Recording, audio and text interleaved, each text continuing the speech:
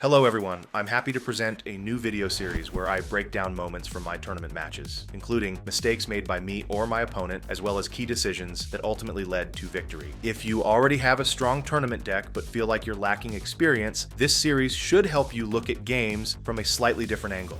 You might realize what you were doing wrong and improve your tournament play as a result. Let's start with my match against Long Life. It was played in a best-of-1 format, and I opened with my Control Recruit deck. Long Life responded with a green aggro deck of a rather unusual build, containing a noticeable number of control cards. It's important to point out that in the current tournament meta, aggro decks generally struggle against control. You need an exceptionally good opening hand and have to capitalize on your opponent's mistakes in order to put up serious resistance.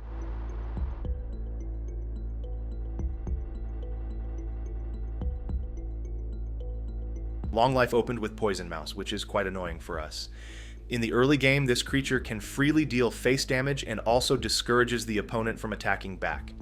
The most important thing when playing a control deck is not to rush your resources and to control the battlefield while spending as little as possible yourself and forcing your opponent to spend as much as possible. We can afford to take some face damage knowing that our deck contains glitches with the extraction talent, which allow us to restore health later. On top of that, we have the Null Shield skill, which helps prevent sudden lethal damage in the late game.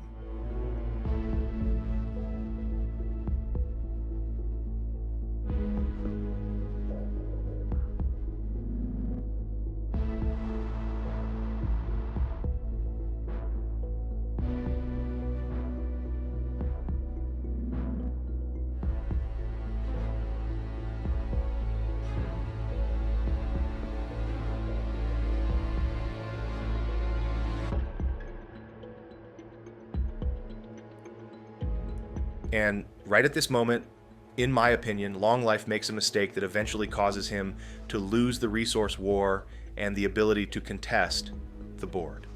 By playing Sacrocythe, he sacrificed a creature and triggered a chain of negate spells, which ended with me successfully countering the Scythe.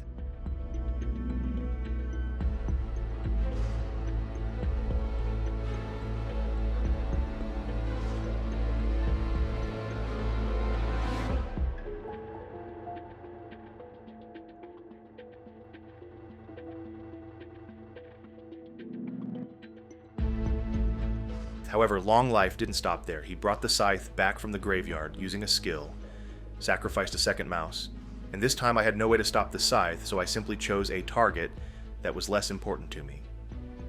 As a result of this turn, after spending 3 cards from hand and 5 skill mana, my opponent lost 2 key creatures on the battlefield, while I only lost 1. Of course, Long Life couldn't know that I had both Stoppage and Negate in hand to counter the first Scythe. But that's not the main point here. If we go back to the start of that turn, we can see that those 2 mice were actually the main threat to me. I couldn't trade into them with my 0/4 creature, and I needed my 3/2 protector to defend against Father Forest, so blocking with it was not an option either.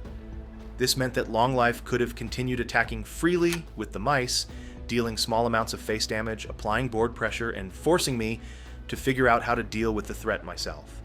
If I had tried to damage the mice, or recruit them to my side, that would have been the perfect moment for Long Life to play Sacrocythe as a reactive spell. In that scenario, first, I would lose the card I used to initiate the damage or recruitment. Second, I would have less mana available to use counterspells like Negate or Stoppage.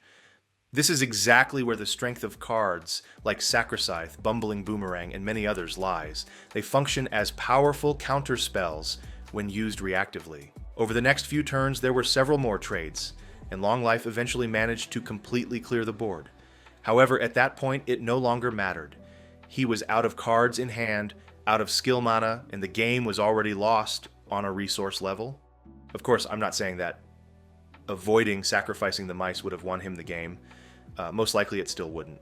But the game would have lasted much longer. And with better resource management, he might have been able to turn the situation around by forcing me to overspend resources and take unfavorable trades on the board, while I would be constantly worried about my own health total. More breakdowns and analysis coming in the next videos. See you there.